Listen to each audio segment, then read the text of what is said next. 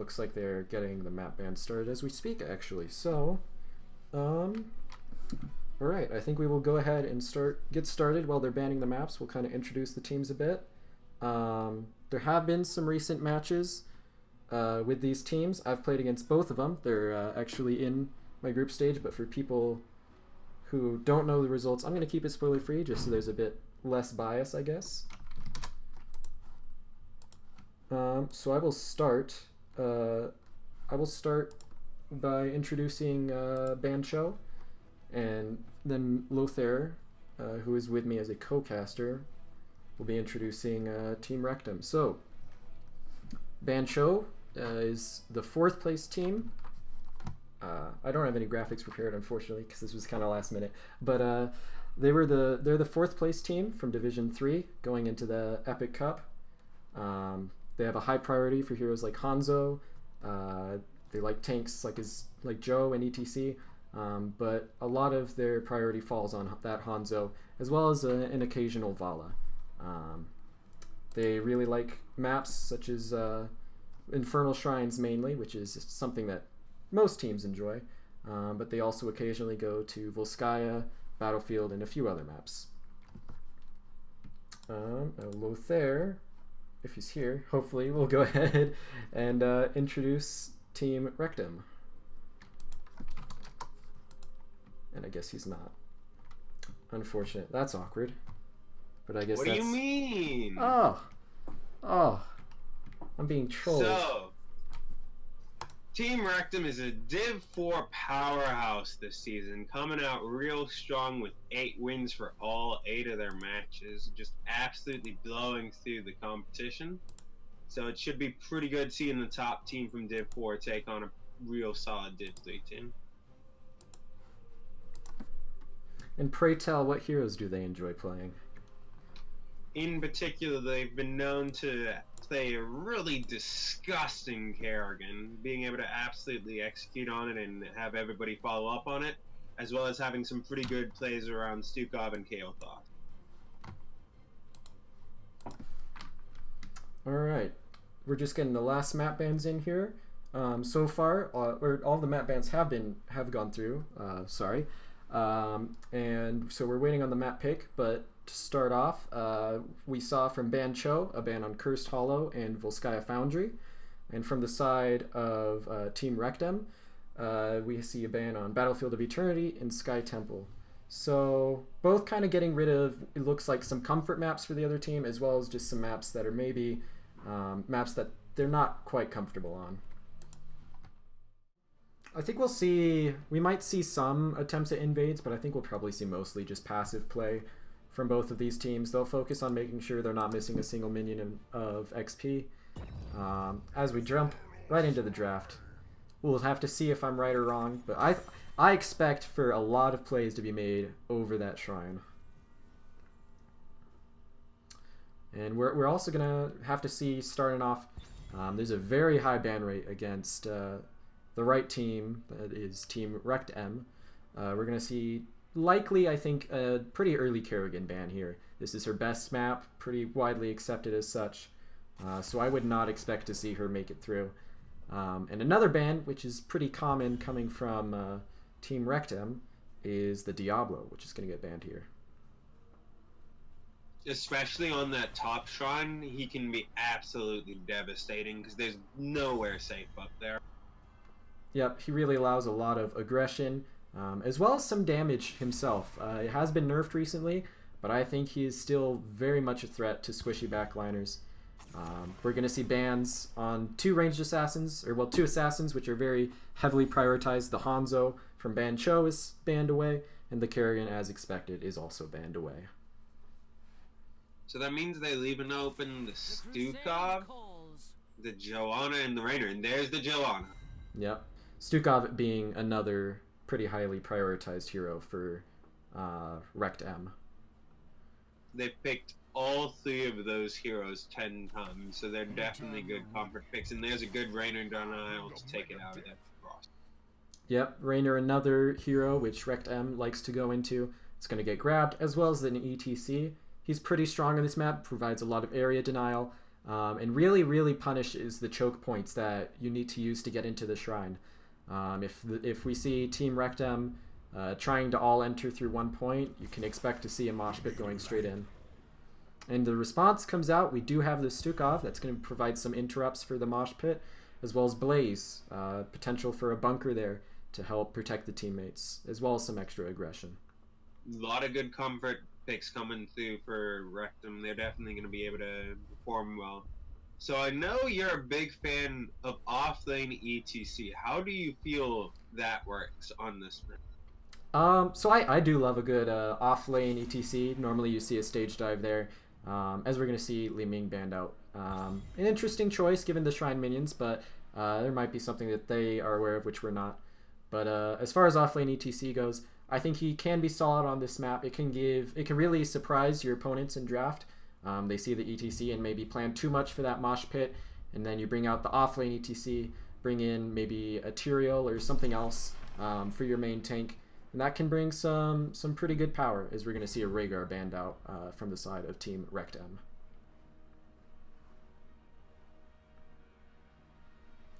Just waiting for the next two picks here. That's going to be from Ban Cho. They're still missing a healer. They have been known to go into Lucio or Anduin alongside that Rhaegar, which was banned out.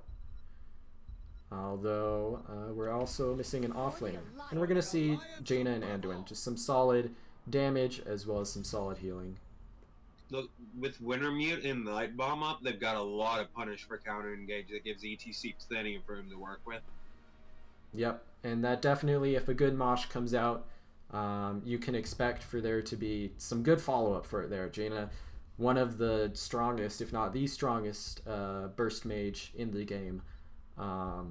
She really can, with that ice block, she's able to both protect herself and take out the enemies, as we have a Kel'Thuzad and a Falstad coming out from the red team. What are your thoughts on that? Well, give me a second to look at this. I'm going through, and I'm not seeing Kel'Thuzad anywhere in Rekt'Em's picks. So he has been picked twice so far. All right, so this is a bit of a risk for them, maybe, or it might just be a bit of a trump card that they hold back when they're a bit afraid. But we are going to see the offlane ETC, it looks like, as we have a main tank, a Nubarak, that's going to provide the ability to get rid of that Stukov. And it's also going to let the team of Ban Cho get some really strong dive onto the back line. You've got two really squishy backliners there. If Jaina and Raynor are able to get past Blaze and Johanna, then you can expect to see Kel'Thuzad and Falstad dying really quickly over those shrine fights. If Cho can make it past their early game and just keep up their macro to not lose too much of an advantage, prevent Kel'Thuzad from getting stacked, not get picked at all, make sure Falstad's global is negated enough, they should be able to have a really strong level 10 spike coming up. Yep, that is definitely something to be worried about. Although, from the side of Team Rekt'Em, we do still have a pretty terrifying comp to go into. As we've got the two teams coming in here. So on the side of Ban Cho, we're going to see Bluestein on Anduin, Skev on Anubarak, Shusui on ETC, Ronin on the Raynor, and to round it out, we've got Quinnell on the Jaina. Let's go ahead and one moment. I gotta find my my notes so I can get rid of this stuff.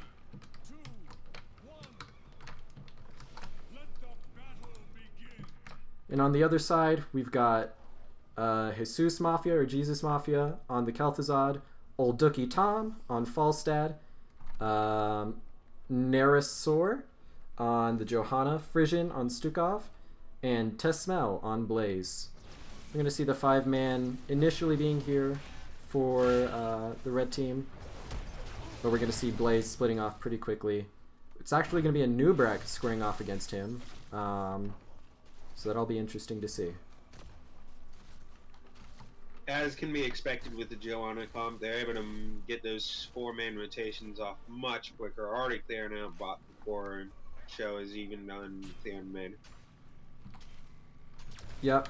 We do see Block Party coming out from the ETC there. I'm more interested in the Neural Stim Pack coming from Blaze. He's really committing to that off lane. Gonna try to win out on that off lane against that Anubra. We've also got Seasoned Marksman from Falstad. I think that was buffed in the patch notes on the PTR. It might have been in the latest balance patch, actually. It is also in the new balance. Okay. That was in the balance patch. Slightly weaker of an ability, but it is on a 30-second cooldown instead of a 6. So all in all, its overall effective uptime is much higher. Both teams gonna get their camps out quickly, not missing any soak. So everything's pretty normal to start off with. We do have Ace in the hole for Raynor, very strong with Jaina. Although we've got some nice combos coming out from Kel'Thuzad already, as we have ETC holding the bot lane there for Ban Cho. We've got the Squishies kind of holding their own for Ban Cho in the mid lane.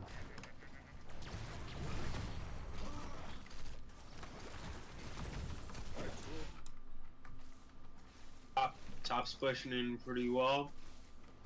Nubrak's already had to use his tap. They seem totally content keeping it where.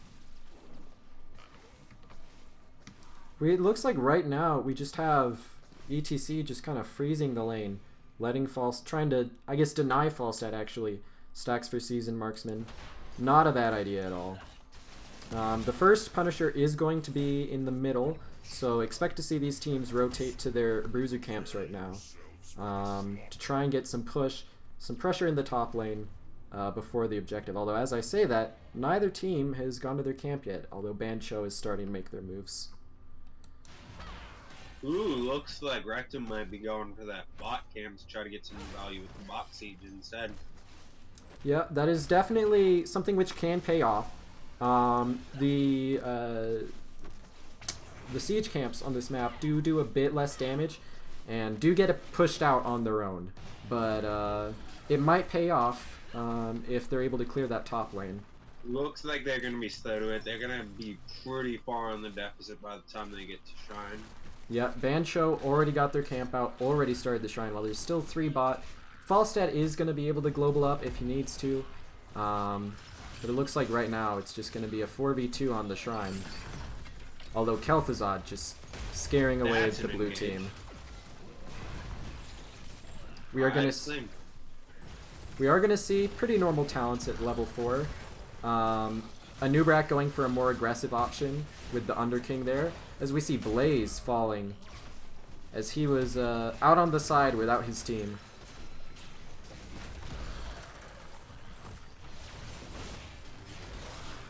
And chat, please let me know if my game sound is too loud or anything. I want to make sure that that's at a appropriate volume. Kel'Thuzad is pretty far forward. Are they going to be able to get it? No, he's out. Anduin helping out Jaina there. Not sure if it was quite necessary, but it does look. Ban Cho should be able to secure it on the Shrine. Yeah. Although Johanna being super aggressive, and she is going to get taken out. Being a full 5v5. Or she's going to get pushed back at least. She does manage to survive thanks to her trait.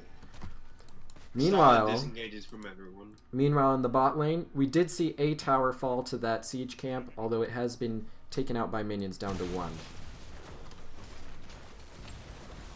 We're going to see a proper defense here for Rekt'Em. They baited the Punisher over the wall. It's going to be basically just the front wall and a bit of chip damage, although we do see a slide onto the Falstad, but they're not going to commit to it from the side of Ban Cho.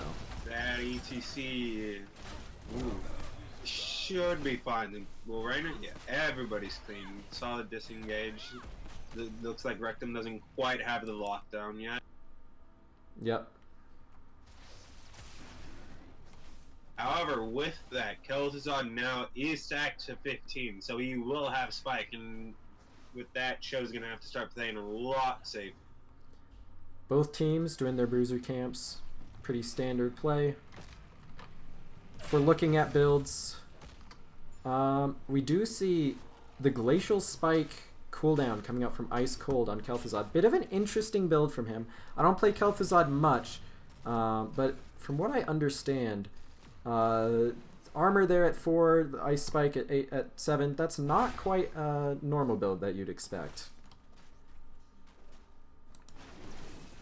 Although he has just gotten 15, which means he is going to be halfway done with that baseline quest.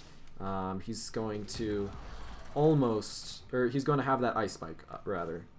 As we see, interestingly enough, we have the leeching scarabs here. That's a very interesting choice, especially considering the other beetle talents were not chosen. We've got a gank in the bot lane. Looks real close. Rainer's overextending hard for that. But he's able to get it out thanks to the upper beetles. We see now that the red team's going to go ahead and cap their bruiser camp. Both teams reaching 10 at the same time. Blaze pushing back a Nubrek pretty hard in the solo lane. That is what I would expect. I guess the leeching scarabs there is to help him in the solo lane. Although we are going to have ults coming in now, as well as Jaina finishing her globe quest from 1. That's going to be some extra damage on her chill. With a nice save there for Marilyn. Get that disengage. Still 2 ults being held there on the ETC and the Rainer. Not sure what we'll see, but everything else is pretty standard. The one thing I would say there might have been some variation on is Jaina could have gone for Ring of Frost. Looks like she's going to be going for Water Elemental, trying not to give away if they're going for that ETC stage dive or the mosh pit just yet. I also feel like Sukov could have a little bit of variation between shove and swipe. Definitely especially true. Considering the potential for the light bomb. But everything else going to be pretty common what we're seeing here. Falstad going for Gust. That's going to give them a nice disengage opportunity, as well as if they're able to use it right with the Shrine Walls, especially notably on this shrine, you're able to get some pretty good gusts into walls for a surprisingly long stun on the entire enemy team. So we will have to watch him, look at his positioning, and see what he does with that, as right now he and ETC are in the mid, making me think this may be a stage dive ETC.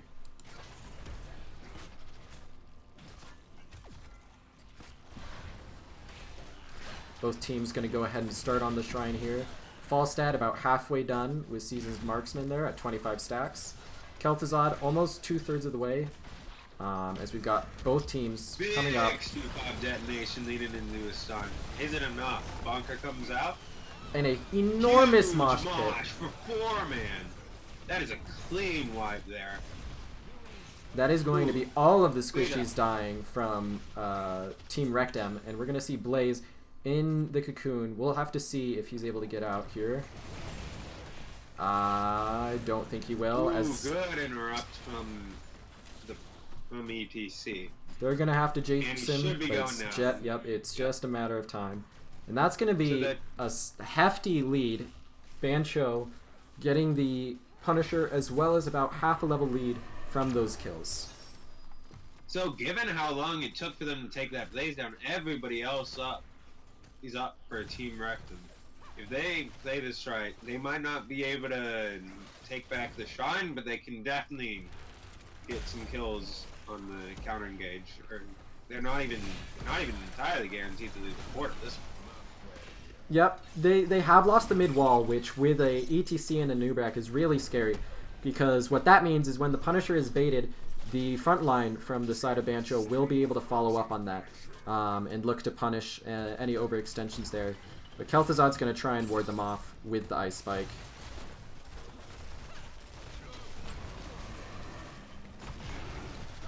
Looking at stats right now, Jane is topping it from the blue team. Ooh, a nice Kel'Thuzad combo and a Blaze stun. That's going to be both of the front line from Ban Cho really low. And we are going to ultimately see a new Barak falling after that re-engage. With the chain CC over and over again with that jet propulsion on point. Kel'Thuzad really saving Team Rekt'Em there. Yep, really just setting up. Although the Punisher, John Cena, coming in and taking out Falstad. We are going to see, looking at stats, it's actually Blaze who has the highest hero damage right now for Team Rekt'Em, which is really interesting. And we've got Jaina holding the highest hero damage on the other team. Both teams doing pretty well, though. Rekt'Em, top living with about 500. Bad news, Foul sad. Always hate to see it happen. Yeah. Team's just going to go ahead, take camps. It looks like Ban Cho is going to look to deal some damage to the front wall here in bot. Although we do have the rotation coming in from Rekt'Em, and a beautiful route coming in from Stukov. Gonna get the kill on ETC. Hey, look, a dead body. Level 13's in for everyone. That virulent reaction immediately got used, as we just saw. Everything else, pretty much what you would expect. We do have Burning Rage coming from the Anubrak. He's going to try and get a bit more wave clear as he's pushing this wave in. That should secure the top fort for Ban Cho. So with that being the first fort, that should be good. Oh! His Blaze? No. Yeah. That With extra that being damage the first coming in. fort, and given how close XP has been so far, if games and fights keep going pretty even, that should be enough passive XP to get them about a half a level lead by level 20. We are going to see once again, Team Rekt'Em is deciding to take their bruiser camp at a bit of a weird time. They, I guess, maybe are trying to make sure that that lane stays pushed out before the objective. But my fear is that's going to backfire as the catapults every third wave, as well as the bruiser camp potentially from Ban Cho, might just do a lot of damage to the keep there. Or at least the keep front wall, as the fort has fallen there. And it does look like Ban Cho is going to be clearing out that camp already, as we have 16s in. Looks like they might just be going for a hard 4 spot, try to equalize out on that XP from the forts. Indeed they are. And this is one of the things where you gotta really be careful watching rotations, especially against this team. This team loves to just catch you off guard when they see you where you shouldn't be. They're gonna use that, and they're going to, well, do what they did there. Evening up the fort count, and the XP, despite kills going in favor of Ban Cho, is pretty even. Both teams on 16. We have Beetlejuiced, an interesting talent choice for a Nubrak. Epicenter is widely considered just a talent that you cannot give up on, but I guess he is wanting to make sure he's getting as much self-sustain as he can from those beetles.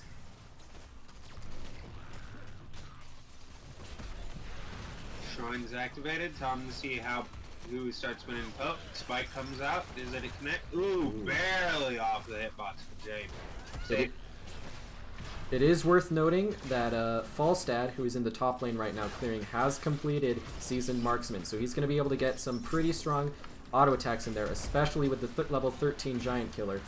But as for right now, despite Falstad having been clearing, Rekt'Em has been doing a good job zoning. Although a fight is going to go ahead and start now. Here we go. We're dropping ultimates. Raynor caught out, but gets saved by Anduin. Bunker is going to come out to save some of the squishier members, or low members, of Team Rekt'Em. And the Cocoon is going to be used to allow Ban Cho to escape. They're going to tap and try and re-enter the shrine. But this is a done deal, it looks like. And Ooh, I think that might That should be B. Yeah, and it looks like that's just going to be a death on the side of Ban Cho as the Punisher comes out for Team Rekt'Em. The silence and slow from Stukov into the jet propulsion, again setting up a good series of kills from that. Yeah, they did manage to take down Johanna, but it's gonna be a total of 3 for 1, and Anubrak is going to be gusted, but he's gonna time that really well and be able to just get out before he gets taken out as well.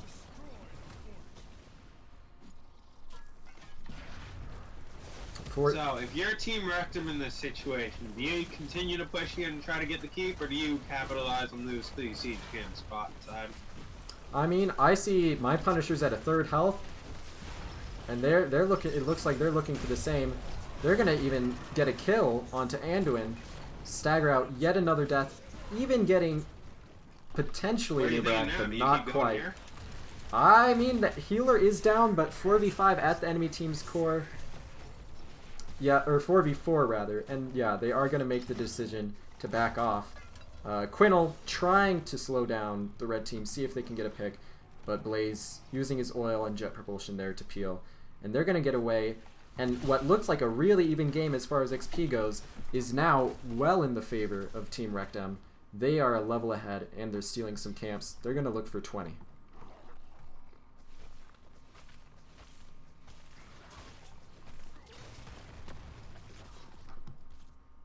And Ban Cho, at this point, being forced to just play passive and try to clear. Although they are going out a bit further than might be considered safe. Although they did see that that camp bot was just taken. Because the Punisher only just went down, they should have plenty enough time to hit 20 before the next objective. That is definitely true. And with relatively few camps on the map now, Team Rekt'Em is looking at their bruiser camp, but they're just going to hide. I don't know if they expect the blue team, Ban Cho, to try and invade, or if they're going to use that 20 talent tier, which they just unlocked, to try and wrap around and force something. These level 20 talents are in. We've got Indestructible coming in for Johanna. We've got the Massive Shove upgrade, which is Push Comes to Shove, coming in from Stukov. We've got Wind Tunnel, we've got the Fortified Bunker, and we have the Damned Return. But, just as I expected, we are seeing with level 20, they are forcing for another fort. Looks like Team Ban Cho is just trying to get some equalization and is just absolutely willing to trade. And I'd say that's fair. Getting that XP, definitely what you want to do. You can't really contest 19 for. Yep, definitely. Against a team that's up the most powerful talent tier in the game, besides maybe the level 10 spike, I think that they're more than happy to just trade out forts there. That's gonna give them a bit more of a foothold on the next shrine, as that is gonna be spawning in the bot lane right here, and that will be a frozen Punisher. And with forts down from both sides, both teams have an opportunity to end here. With Wintermute, Execute, and Rewind all coming out on the side of Ban Cho, that tells me that they're really looking forward to trying to win some of those fights quick and easy. Just have two people get one target real low, have Rain and Jaina finish it out. Wintermute double casting, Execute giving percent damage. Like, that's going to be insane if they can get that off. Just one target, one fight, all it takes. Definitely. Both teams got some powerful level 20s, but Wintermute, Rewind, and the death metal that is coming in for ETC. I think those are some game-ending level 20s. But first they have to make their way to the shrine, as Team Rekt'Em already got 10, looking at 15 on the shrine. We see Hyperion coming out. ETC looking to disrupt. He's going to get rooted. He's going to get silenced. Barely saved. Is just enough. A bit more equal now, but Jaina now using her ice block as she is caught out. Perfectly timed. And now one of the main damage taken out. Wintermute not even used. Huge mosh, unfortunately interrupted. And that's going to be a Nubrak falling as well. Chains. ETC out of spot, no luck. Death metal should be enough to secure at least Rainer's escape. And with his help, Anduin gets out as well. Personally, I don't really think ETC going back in there was a great idea.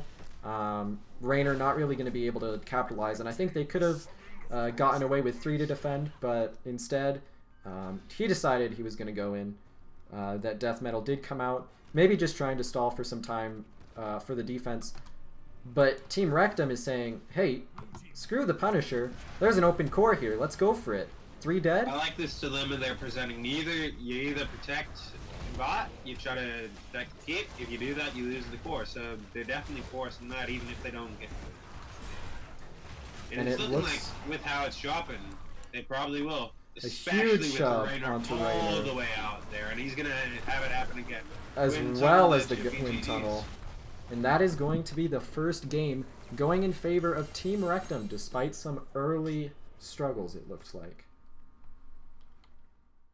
It's perfect. It's like we're all thinking the same thing. How convenient. Alright, so we should hopefully be getting into our draft here. And here we are. Alright. So, looking at bans, is the Falstad something that warrants a concern? Is the Kel'Thuzad from last game? We'll have to see. Ban Cho's going to have to adapt. I don't think they can play it the same as last game and just hope that it goes better. Falstad is always a concern when it comes to level 20, but this is also Towers of Doom. Historically, one of the more mid-range to short duration maps, even with the comebacks. Definitely, definitely. I think something that I would look to as we see the Kerrigan ban from Ban Cho. I really think they should look towards that Stukov. And they do. That was definitely a comfort pick for Team Rekt'Em, and it really got them back in the game.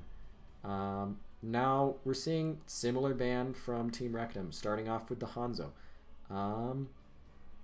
As far as other bans go, really, they could, I think, just keep going with what they were going with. Maybe ban the ETC, as that did have some clutch moments there for Ban Cho, but they're going to elect to stick with the Diablo ban.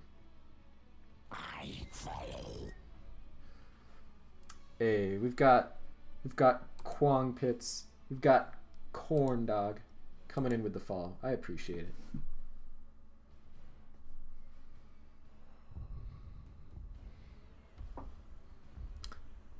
Holding a bit for the first pick, and it's gonna be Johanna. It's a just incredibly powerful, incredibly popular tank.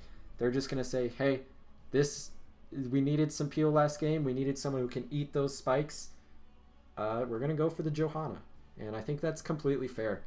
She does have some devastating level 20s as well. You look towards the Radiating Faith, which is honestly like as strong as Mosh Pit at that point. Stunning 5 targets for 2 seconds. So we're gonna see Garrosh and Kael'thas coming out for Team Rekt'Em.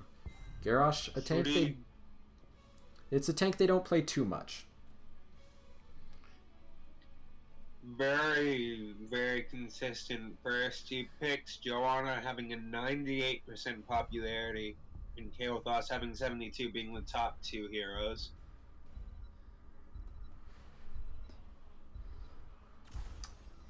And we're gonna see a Sylvanas come in, as well as Junkrat.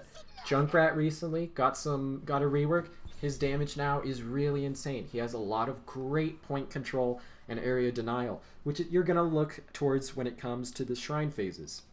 Sylvanas offers push potential, get some early siege in, try and get the bot tower, which is just devastating if you're on the side of Team Rekt'Em. As we are going to see a Lucio ban, another comfort healer for Ban Cho. Gonna get taken out there.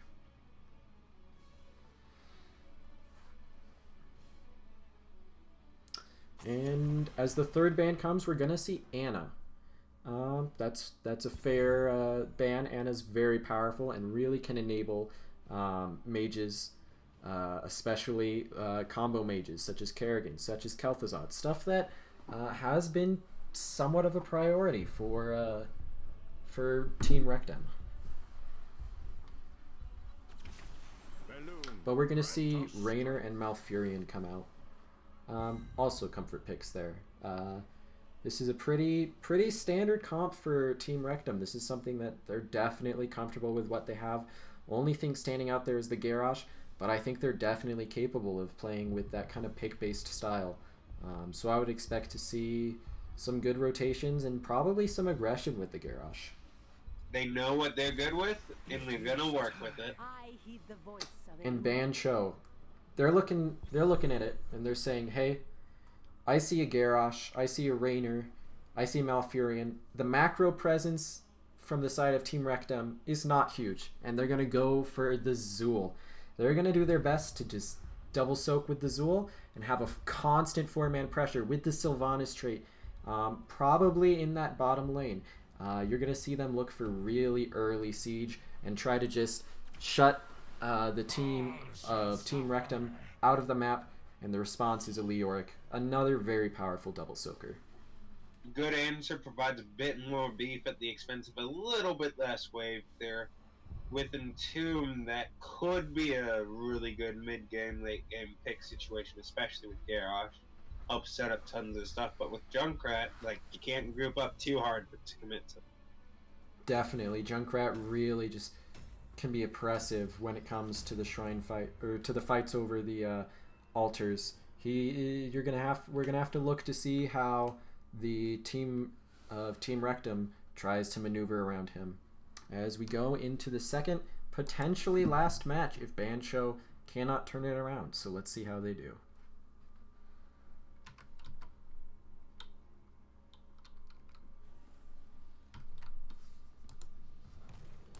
Prepare yourself for battle, heroes.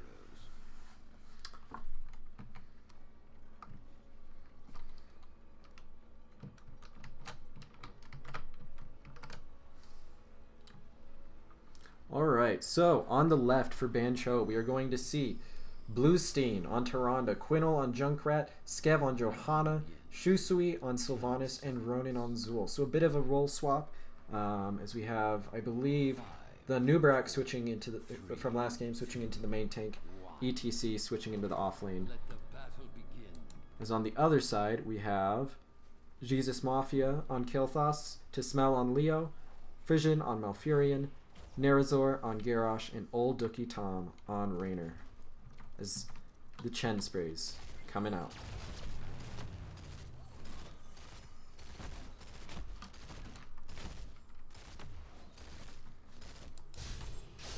We're going to see Zul immediately goes to the top lane, immediately roots Leoric. He's going to just try and slow Leoric down as much as possible. As Ban Cho a bit behind in the middle lane clear, but they're already heading down bot. As Garrosh, though, he's looking to find someone out of position.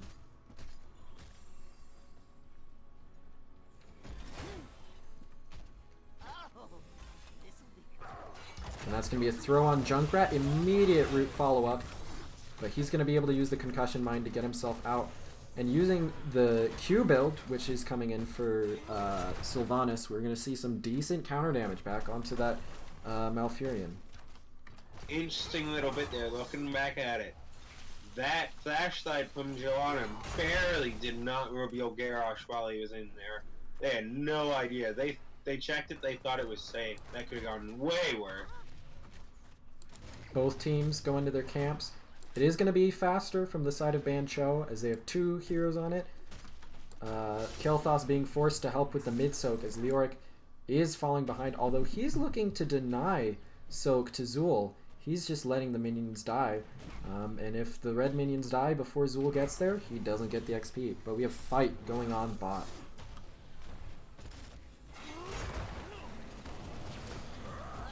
And Zul rotating in, but he's going to get thrown. Oh! We've got the level 1 talent from Zul. Backlash. 12% damage when that shield expires, and you saw it there. It did some pretty big chunking. And that was able to take out Kel'Thas. That's the entire front wall gone already. Like I said, this is exactly what we need to see from Ban Cho. They're using their early game advantage. They're using that Sylvanas. Using the advantage of Zul's wave clear. He was able to rotate in. Leo was not. Leo had to stay in soak. As we see both of those offlaners going back to their double soaking. And they use that to get a front wall. So I love what I'm seeing from them. I hope that they keep doing it. Should be a little bit easier for Leoric to keep up now that he has Neo-Peasants. We are going to see. Quite at that time. We are going to see the pick onto Sylvanas there, as well as onto Joe. One. That gives them some really solid altar priority for this phase. Should be able to pick up 2 if they can get it, if they're not desperate for bot. Definitely, although we are seeing a little bit of harassment put onto Leoric from Zul. Maybe they'll look to contest the top altar while they're waiting out timers, although maybe not. Junkrat gets thrown there, but he gets away just fine. As we do see Junkrat going into a more traditional Q build, so giving up some of that area control, which might come with the E or W build, for a bit more early game damage, as well as some pretty good scaling. This is the map to do it, because you can stack up Q quests, and Garrosh a little too far forward, such that the Concussion Mine bops him back. Yeah, both teams doing a good job at catching the other teams out when they have members who are alone. We're going to see 2-2 in kills, almost 7-7 levels. Team's pretty even on XP. And with the Sylvanas here and the Garrosh dead, already Ban Cho pushing onto this fort.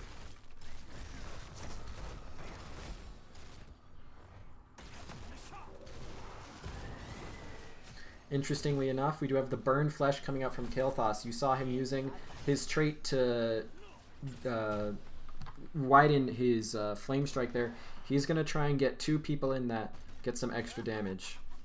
As both teams going for their mercenary caps for the sappers. If a fight breaks out, Ban Cho does have the slight advantage at the start because Zul is nearby, but it looks like nothing's happening, so he's returning to it. Yeah, both solo laners just double soaking. If you look at the experience, we've got 5,000, 500, 600, 700 on the side of Leoric. 5,000 only on the side of Zul, although some of that has been off-put by his rotations, helping out to get some kills.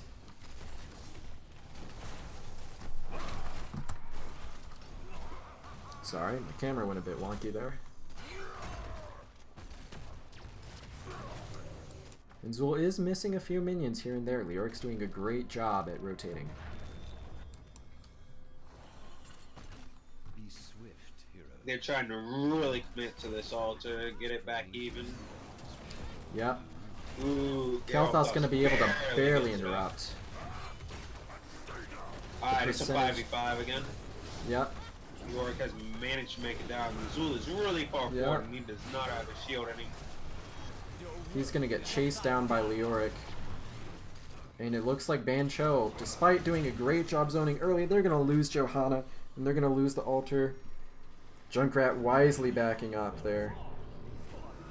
But yeah, like despite the siege pressure, Ban Cho's just having a hard time getting to these altars. They really need to try and get a fort down, because that will give them so much more control over these altar phases, as they'll be able to back up and tap, while Junkrat or Sylvanas or Johanna, even Tyrande pokes. But Kael'thas knocked over the wall. You can never get cocky when you're pushing into a Junkrat.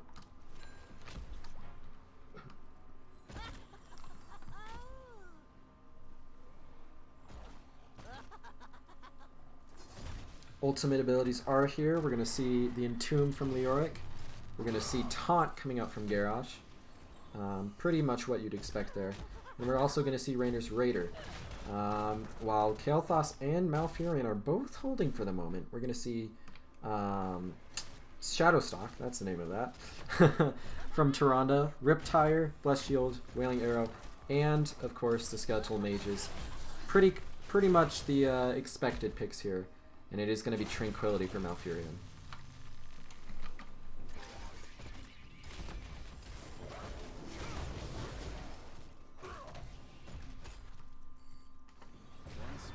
Ban Cho once again a bit faster to their sapper camp. They're going to try and push this one in. If they can, they might be able to get the bottom fort here, while Leoric is currently in the top lane, although he is starting to rotate down. It looks like they might even... no. They're gonna want to have to try and get this in quickly.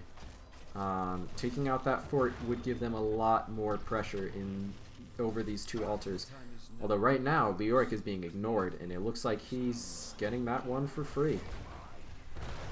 Sylva's forward, Sylva's taunted. And Ooh, Sylvanas- but they're able to get a solid counter engage on the mouth. Sylv doesn't manage to go down, but Garrosh might be paying for it with his life, and he eventually does. Trying to use the Entomb to zone off Ban Cho there, not quite gonna work. And this is exactly the opportunity that Ban Cho needed. Is they want to try and get these sappers in, although there is a good job being done there from Team Rekt'Em, pushing out the sappers. They're gonna hold on to that tower for a while longer as Zul and Leoric go back to the soaking ritual dance.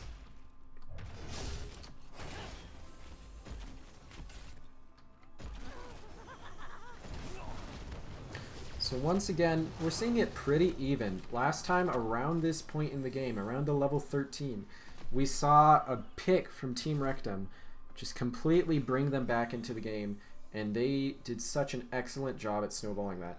So my question is, what is Ban Cho thinking right now? Are they getting in their own heads, or are they confident? Do they believe they have what it takes? They're going to have to watch how they play for the next 10, 15, 20 minutes even. Given their rotations, to me it looks like they're real solid. They look like they have their game plan. They're trying to just whittle down this bot fort over time for the next objective, trying not to get picked. Joanna might be violating that. Stana, does she have enough time? She does not. She goes down. There is a bit of a counter engage though, and Raynor does go down. Huge flame strike there, 3-man. Is Garrosh going down? He gets Bloodthirst off, but he is stunned. That's Zul in. Zul is out, though. Zul, they do not have the burst. Once again, Ban Cho is just rotating this Zul and using it to their advantage. The skeletal mages there caught Team Rekt'Em in a position they really didn't want to be in. And now with this Sylvanas, Ban Cho might be able to push, get this fort, and get this tower. That's going to be 5 shots for them, plus some control. Although it does look like Team Rekt'Em might be looking to answer with a boss. One thing I did not notice from the draft is just how well Ban Cho is able to punish Garrosh for stepping forward. With the root from Zul, the predictable stuns from Tehran, and the concussion grenade from Junkrat, they are really able to punish him. However, what they're not able to punish is this boss coming out from Rekt'Em. They are able to get that in exchange for the tower and make it essentially 1-for-1 altar. They did not wait to channel that altar, so it did only give them 4 points. But they do have now 2 sapper camps coming in. They're going to try to push these through, get a potential of 6 shots. This map control, I'm telling you right now, if there's anything that completely changes a game on this map, it is this. This fort, if you look at the team of Team Rekt'Em, you have Kael'thas and Raynor for damage. They're relatively short range. They're going to have a really hard time getting in to try and take this fort back, especially against a wave clear hero as strong as Zul. Everyone is down here. There ain't no rotations here. Everybody's just waiting. With this camp coming up, we're about to figure out if it's going to be a fight or if they're going to have to back.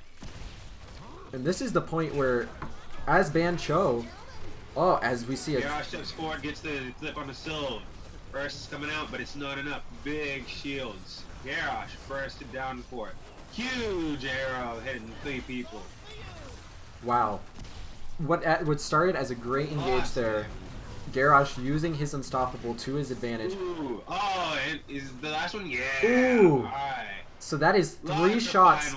3 shots and 4 kills just as the altar phase starts. This is insane. Like, just a moment ago we had Ban Cho down by 10 points. Now we're looking at 5 points for each of these shots. They're going to be up 10 points by the end of this altar phase. And with those 4 kills, they're up an entire level. I was gonna say that I think that all 5 people being there for Ban Cho might have been a mistake. I thought that Zul pushing in 2 lanes, that might be what it takes to win this map if they're able to pressure those lanes, force Leoric off, because like I said, the ability of Team Rekt'Em to clear these towers is pretty small. But they proved me wrong, and they used that engage from Garrosh against Team Rekt'Em, who looks now to reclaim bottom, and they aren't going to be able to barely not going to be able to. They are split. Taunt is coming out.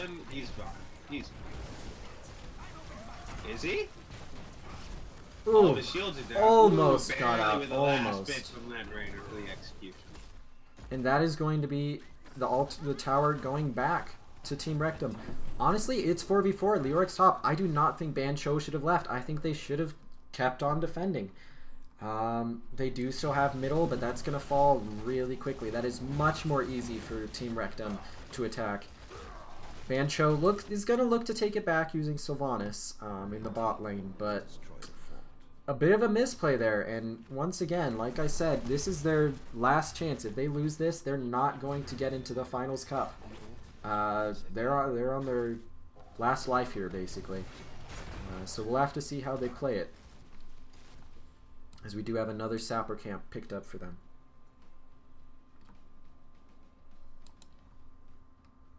Double altar phase is going to come up. It is I would not be surprised at all to see Ban Cho elect to just trade out here. They're 10 points ahead.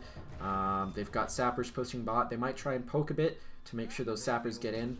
But really, if they trade here, they're more than happy to do that. Then they only need an altar or a few sappers plus a boss, and they have Fatal. Whereas from the side of Team Rekt'Em, you're looking at still 4 more altars at least to end this game. And it looks like everybody knows that except the Orc. Rekt'Em is absolutely happy right now trying to defend with the 4v5. Although, but still being able to disable the turret potentially, like that might not be the best call. The tower is going to get taken. It's a 4v5. This could be a huge misplay from the side of Team Rekt'Em. Raider is destroyed by the Lothair. They are going to be able to retreat in time, but not coming out. Huge bombs coming out. Good pressure. Well, if you're losing some health, it should be fine. Able to back it out. Oh, Junkrat barely lives. He's going to need to back. Coming out big. I understand the idea behind Team Rekt'Em sending Leoric to soak. It got them back in the game as far as levels go, but they just gave up some huge kills, or a huge kill rather, as well as this fort, which could spell doom for them. At this point, get one more kill here, like with boss being up, this would be the time to do it. At this point, Ban Cho just needs to wait for sappers, time it with the objective. And this is the worst case scenario really for Team Rekt'Em, other than maybe being down a talent tier here. They have no access to this altar other than getting trapped in between 2 hostile towers. If Cho sits around the middle of the map, they can wait and see wherever Rekt'Em is gonna go. Like if they try to take back bot fort, they could just go and race bot. They can put him in a devil's deal here and just absolutely force him into a bad fight. We do see Junkrat pretty split off though, as we're gonna see the healer thrown in. A little too far forward, going down. Riptide gets a little bit of damage, splits up the team. Not much happening thanks to Malfure, and it's all healed up. Looks like they're just going to try to seed it out. So Vaughn is able to properly pop Will of the Forsaken to deny the flip. Only 3 shots coming out because of that control on bot fort. But Junkrat is able to escape. Man, the positioning of Tyrande there, she got caught out, and that means that for now, Team Rekt'Em is holding on. They're going to look to take back this tower and even the map. But for how long? I don't know. It only takes a kill or 2 from the side of Ban Cho to really just put Team Rekt'Em in a deathlock. Given the situation that they're in, Rekt'Em definitely has a way back into this game now that they have Buried Alive and Flamethrower. That is a brutal 1-2 punch. You can get 2 Flamethrowers out in the period of that Buried Alive. And we are going to see the Buried Alive coming out. Johanna going to use her Unstoppable. Sylvanas going to teleport just in time to get away. And Leoric is going to fall. A bit of an overzealous push here as Garrosh is eating the tower. And that's 2 kills on the side of Ban Cho. This is... Oh, although Zul gonna fall. Caught by the Flamethrower. Still a 3v4, but it's not going to be 3v4 for long because the Auric is almost back up. He's probably going to be up in ulti time, so it's going to be more like a 4v4. That is definitely true. We do have Cannonball coming out from Junkrat. Interesting. A lot of people like to go into the Riptire resets. And we're going to see aggressive positioning here. Ban Cho needs to be aware that Leoric is about to come back up. He might catch Johanna right here. Entomb is up. If he chose to use it, he probably could have popped it before they're unstoppable. He might be saving it for this Junkrat. Junkrat's forward. And that's going to be an even trade. Both teams are content trading. And that's down to 2. Boss ends at this point. If at any point Team Rekt'Em is seeing bot lane, that's an invitation for Ban Cho to end the game. We'll have to see if they're aware of that. Team Rekt'Em definitely is. They're gonna look to Looks like they sneak might this boss. just be going for it now as denial. Ooh, that's a bait. But Tehran is able to scout it out. So they... I'd call it off. I'd call it off. There's an opportunity for a silence and tomb here. Kind of poking the boss, but Ban Cho just pushing bot. And then just taking the bot for it. That means that if they are able to take that bot sapper, which they are right now, like if that makes it through, that ends. This is pretty much the worst case. I thought it was the worst case scenario before, but as two people caught in the entomb. Rudy's follow-up, but Joanna looks like they have the ult. And Riptide Huge gets the Riptide. man. Would have been reset, but he's cannonball. Gives them time to heal back up. Everybody can back up. Maybe tap his band poke a little. All they need to do is trade 1 for 1, so that puts Rekt'Em in a real rough spot. Definitely, as we're gonna see Garrosh getting chunked. They're not able to take this tower back, which means, like, looking at the positioning, it's definitely really scary if you're a member of Team Rekt'Em right now. Although Good news is that with Sylvanas Light is Blue, dead, Garrosh is super tanky down at low hull. and then Junkrat more also going down kills, thanks to more Raider. kills. Boom, boom, 1, 2, 3. That's Joanna is not gonna be able to get that in time. They need to take back a fort, or this does not end unless they take boss. But that is up, and it's 50 seconds on death timers. It looks like Ban Cho might have just lost, despite the insane lead, the great hold that they had. They fought too early. They fought in this choke point here, instead of in the middle of this lane here. And that completely just let an amazing entomb, a huge double throw. Team Rekt'Em looking shaky for the majority of this match, but they're gonna manage after killing Johanna here. After killing Johanna, they are gonna manage to end the game, and that's gonna be Team Rekt'Em coming out on top. They're gonna go into the Epic Cup, and Ban Cho will not. 6.5 out of 10. No comeback mechanics.